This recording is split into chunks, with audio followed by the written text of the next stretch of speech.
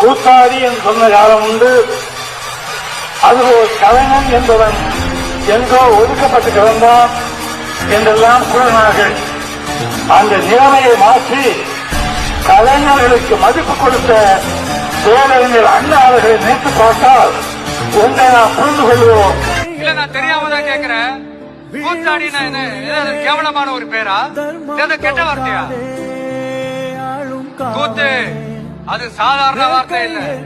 ஏன்னா கூத்து சத்தியத்தை பேசும், சாத்தியத்தை பேசும், கொள்கையை பேசும், கோட்பாட்டை பேசும், கோபத்தை பேசும், சோகத்தை பேசும், அரசியலை பேசும், அறிவியலை பேசும், நல்லதை பேசும், உள்ளதை பேசும், உண்மையை பேசும், உணர்வோட பேசும்.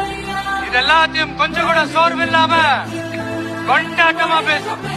இந்த கூத்தாடின்ற பேர் ஏதோ நமக்கு மட்டும் வந்தது இல்லைங்க.